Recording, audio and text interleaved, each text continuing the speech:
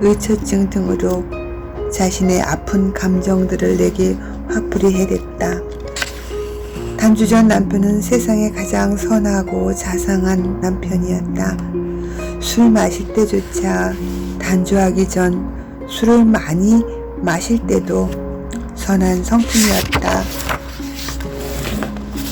부처님 가운데 토막이라는 칭찬을 받던 사람이었다.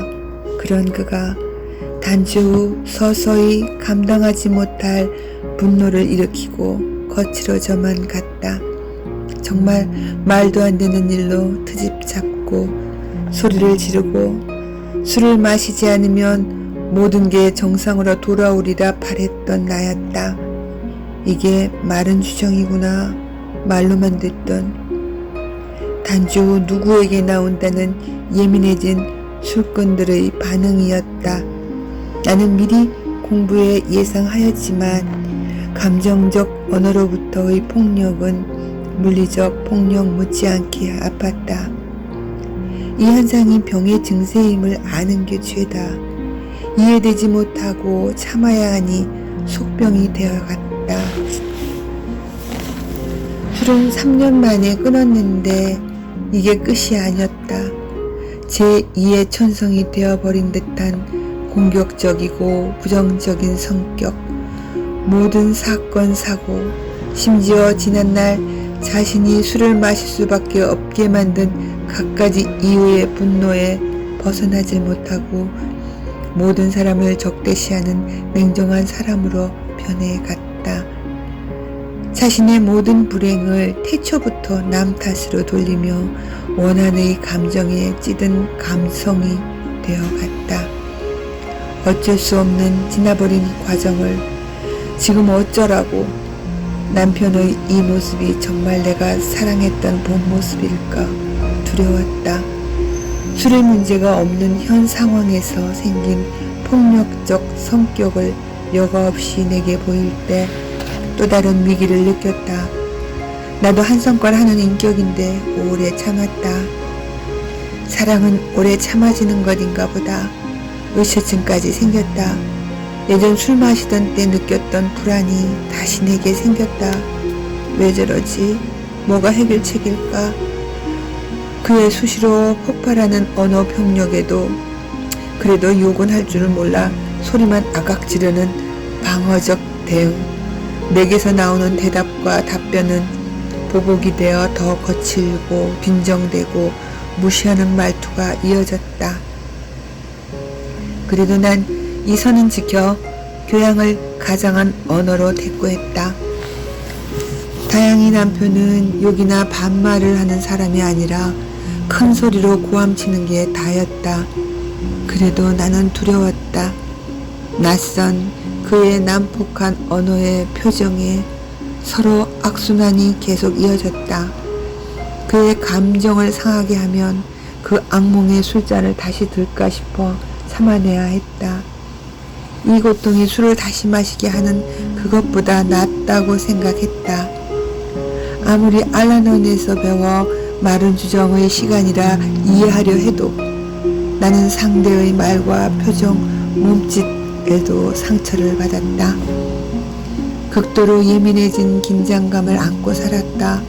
본인은 화내고 돌아서 아무 일도 없듯 여보 내 등 좀 밀어줘 하며 평상심으로 말한다. 애초 나는 싸움을 못한다. 아니 안 한다. 못 참으면 안 살면 되지. 싸우면서는 안 살리라 했다. 어린 시절부터 내 성격은 불편한 사람과는 인연을 조용히 접었다. 친구든 직장인이든 마음에서 결정되면 나 스스로도 대견타 쉽게 미련이 없다.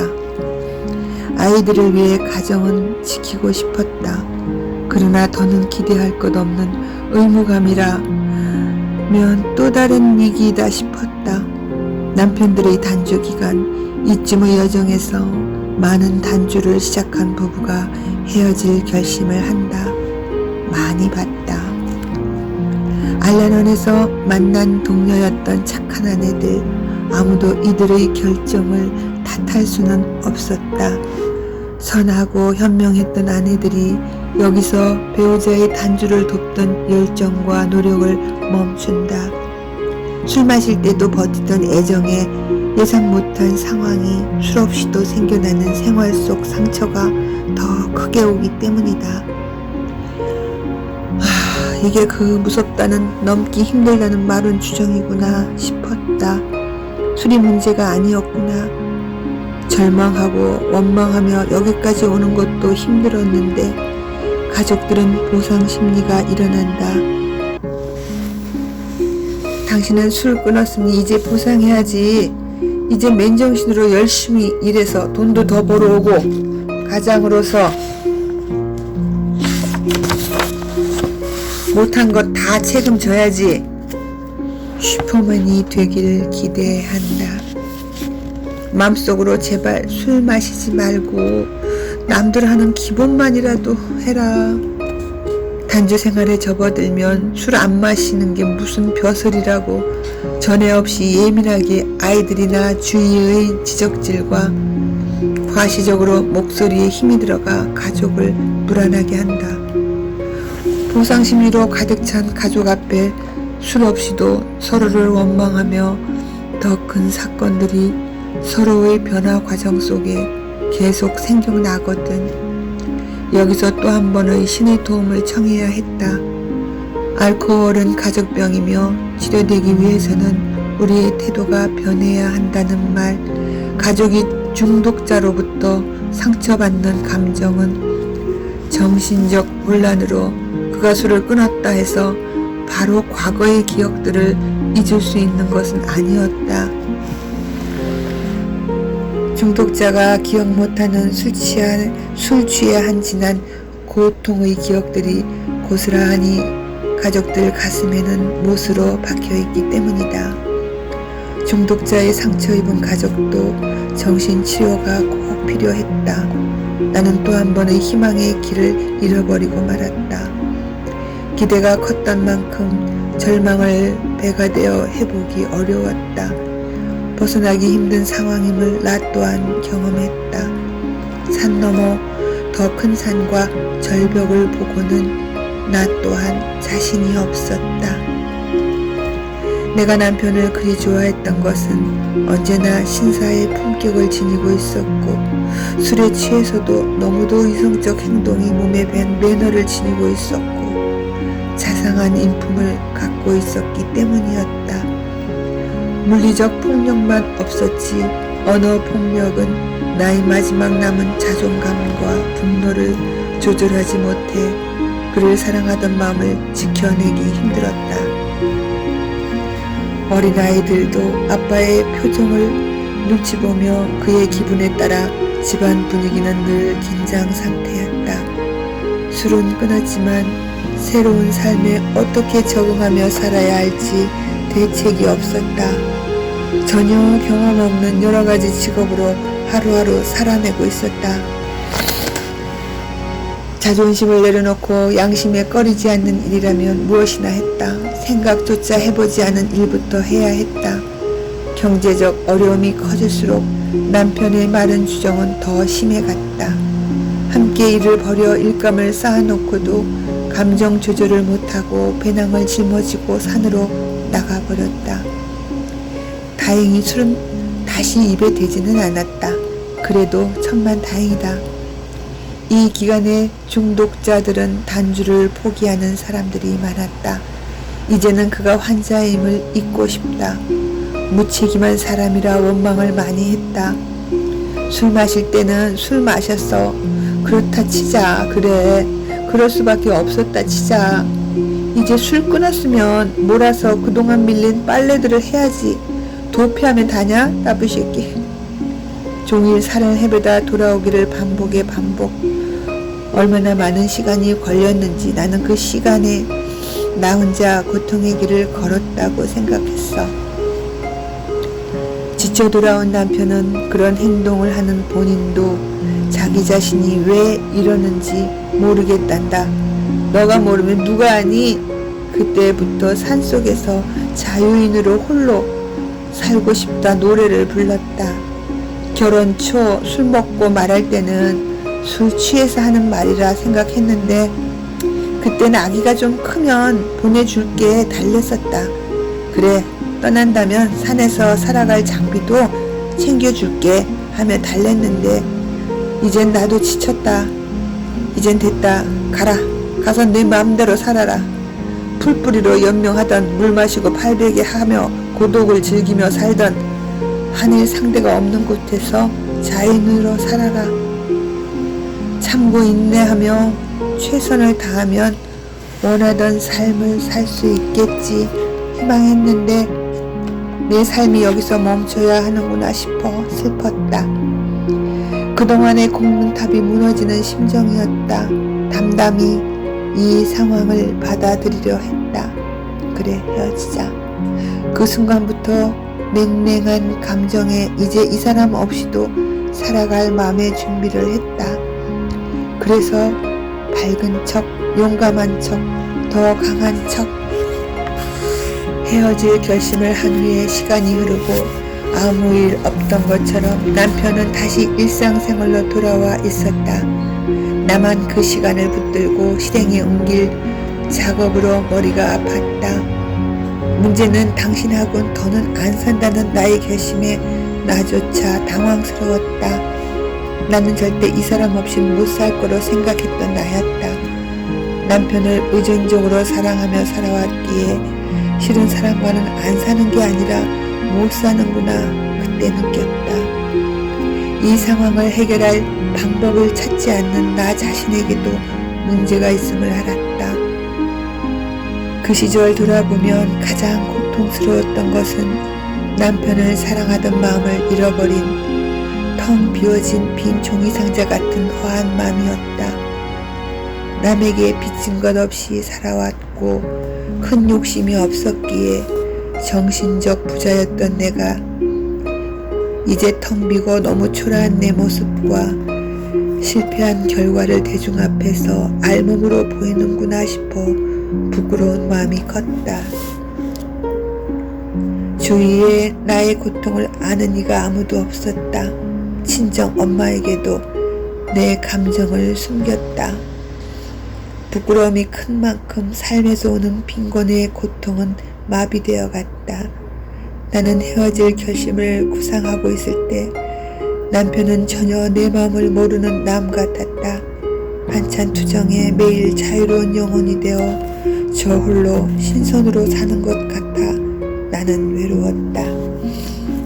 내 치부와 고민을 말할 수 있는 알라는 가족들이 있어 큰 위로가 되었고 버틸 수 있게 도와준 위로자들이었다.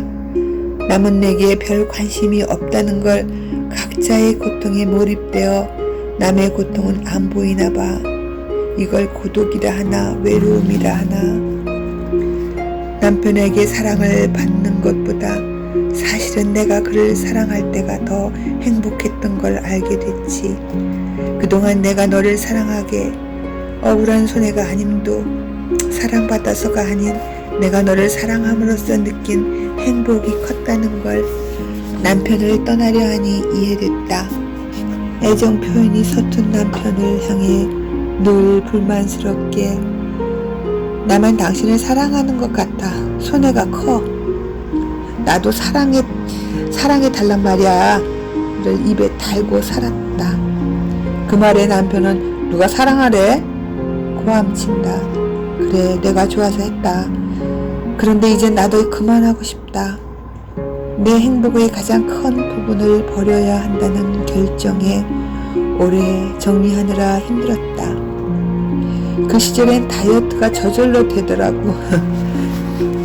그때 신앙이 깊으셨던 자매님이 그를 다시 사랑할 수 있게 해달라고 기도해 보란다.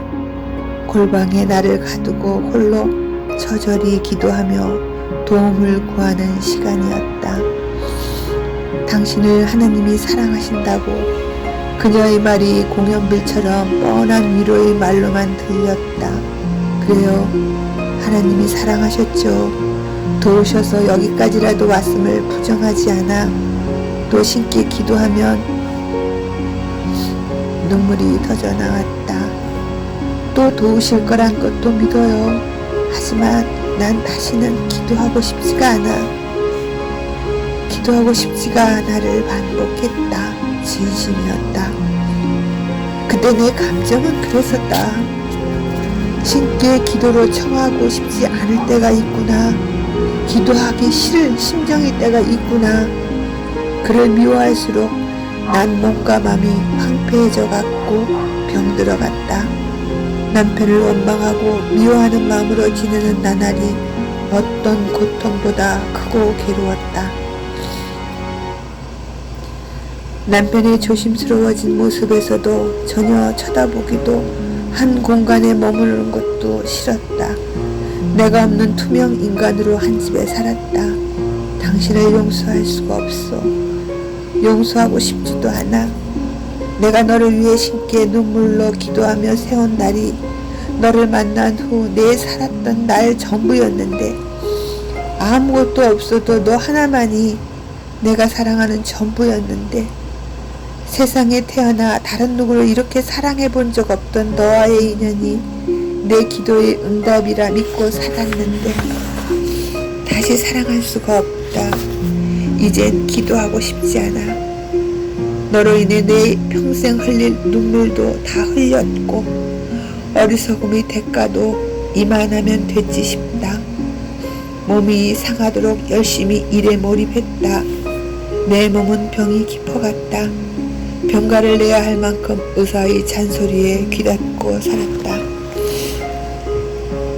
살고픈 마음도 없었기에 쓰러지면 죽지 뭐. 누구나 죽고 사는 것은 신의 영역이다 싶었다. 죽어야 하면 죽지 뭐. 내가 죽겠다 한다고 죽을 수 없어서 살아야 한다면 어쩌겠어. 살아야지 하는 마음으로 살았어. 더 이상 빠져드는 우울함에 살 의욕이 점점 사라져 갔다. 아이들이 아직 어린데 이 아이들에겐 아직 내가 더 필요할 텐데 나는 정신적으로 죽어가는 느낌에 고통스러웠다. 다른 현명한 이들은 이럴 때 어떻게 할까? 내 고통도 특별할 게 없어. 누군가는 겪고 지나간 고통일 텐데 다시 한 번만 더 결국 다시 기도로 청해보기로 했다. 내 자녀들이 자립할 수 있는 기간만이라도 내가 살아야 할 의무가 있다면 하느님 한 번 더 저를 도와주십시오. 이 삶의 의미가 무엇인지 나는 알 수가 없습니다. 나를 위한 신의 뜻을 알려달라 기도했다. 내 맘의 문이 닫혀 또 기도하고 싶지 않지만 기도할 수도 없지만 신의 뜻이라면 내 남편을 다시 사랑할 수 있게 도와달라고 원치 않지만 기도했어. 원하지 않는 기도지만 할 수 없었어. 그래도 시작해야 했어. 마음으로 할 수 없는 기도지만 자선책으로 원하는 기도 목록을 종이에 써서 매일 시간 날 때마다 주문 외우듯 악쓰듯 해야만 했어. 기도를 한 게 아니라 고함과 비명을 질러댔다. 기도한 것이 아니라 글자를 읽었다. 조용히 간절한 기도가 아니라 응변하듯 항의하듯 꽥꽥 소리 지르는 통성기도 내 스타일이 아닌데 그렇게 화풀이 하듯 목에 힘줄이 생기게 소리를 질러댔다. 우리 부부가 서로 사랑하고 존경하고 감사하며 살게 해달라고요. 시팔 악을 써가며 신경질 섞인 목소리로 기도문을 읽었다. 예전처럼 그가 어떠함에도 그를 사랑할 수 있게 해달라고 100일 기도에 들어간 거야. 천천히 사건은 일어났다. 내 이럴 줄 알았어. 불안한 예감은 틀린 적이 없어. 신은 내 기도의 응답에 이번엔 무척 빠른 답장을 보내셨다. 바로 남편을 이해하고 사랑할 기회가 생겼다. 나를 괴롭히는 우울증에 대한 강의를 듣다 정신적으로 무기력을 동반하는 슬픔으로 나타나는 우울증과 화로 폭발하듯 감정 조절을 못하는 분노 조절의 우울증이 또 다른 증상이라는 언젠가 그래서 읽었던 말인데 오늘 그 말이 가슴에 신의 언어처럼 들리는 거였다. 분노 조절 장애, 우울증의 또 다른 증세. 남성들에게 많이 나타난다는, 그랬구나, 그거였어. 알라는 멤버 중 4살 아이 엄마가 매일 올라오는 분노를 참지 못해 어린 자녀의 갈빗대가 금가도록 때리고 자신감에, 자책감에 자기 자신에게도 자해했단 말이 떠올랐다. 다시 울며 아이들께 용서를 빌고를 반복해서 괴롭다는 이야기가 떠올랐어. 그 엄마도 병들었었구나. 남편으로 인한 정신적 고통이 화로 우울증으로 증세를 보였던 거였어. 무기력을 동반하고 뭔지 모를 슬픔, 익숙한 느낌. 내 남편도 또 하나의 병을 앓고 있었구나. 극심한 우울증이었구나. 본인도 몰랐을 거야. 그래서 자기 자신도 자기를 이해할 수 없다 했구나. 그 이후 조용히 감정을 다스리며 많은 대화로 서로의 오해를 풀 수 있었다. 당신의 화나는 증상이 우울증인 것 같다고 말했지. 남편은 조금 놀라고 이해된 듯 그때의 자신 심리 상태를 말했다. 술은 끊었는데 너무 멀리 떠내려온 탓에 다시 돌아갈 수 없는 전직. 술 중독에서 나온 게 다가 아님을 몸으로 느끼며 한 번도 경험해보지 않은 생활이 막막함으로 삶의 현장에서 서러웠다 했다. 그 짧은 시간에도 돌이킬 수 없이 변한 현실 앞에 술을 끊었는데 달라진 게 뭐냐는 의문에 절망스러웠다 했다. 열심히 노력해도 한번 밀려버린 삶의 질은 나아지지 못하고 자꾸 실패, 불안과 걱정이 밀려들었다 했다. 불안하고 화가 났다고. 그때 놓쳐버린 기회들이 너무 안타까워 미칠 것 같은 마음을 누구에게도 말할 수 없어 산속에서 아무도 없는 허공에서 하나님을 부르며 산을 헤매 다녔어. 다시 술을 마실 수는 없고 죽을 수도 없고 점점 고생하고 있는 당신을 보면 사실 내가 미안해서 미칠 것 같았어. 그나마 내가 할 수 있는 건 내가 빨리 죽어줘야 당신을 젊은 나이에 놓아줄 수 있을 것만 같았어. 나는 알코올에도 무력했지만 생활에도 어떻게 살아야 할지 수없이 현실을 직시하니 난 모든 것에 무력했어. 살아낼 용기도 죽을 용기도 못 갖더라고. 난 산속을 헤매다 죽지 못하고 돌아와 현관에 들어서면 저 인간 왜 죽지도 않고 살아왔나 하는 가족들의 표정이었대. 남편 생각에는. 그래서 다음에는 다시 죽어야겠다고 생각하며 그 밤을 괴로워하며 보냈어. 밀려드는 서러움과 슬픔의 침묵으로 서로 오래 진정을 해야만 했었다. 나는 남편을 이해하려 노력했다. 병의 증상이었구나. 마음고생이 많았구나. 참으려니 죽을 것 같은 일이 이해가 들어서니 원망스러운 감정에서 빠져나올 수 있었다. 그랬구나. 당신도 아프고 괴로웠구나. 나만큼. 남편, 내가 그 마음 알아. 그래서 오래 버틸 수 있었던 거였어. 중독자는 극과 극을 사는 사람이어야 함을 안다. 그들 앞엔 두 길만이 허락된다. 다시 술을 마시고 정신적, 육체적으로 망가져 처참한 최후로 가는 선택.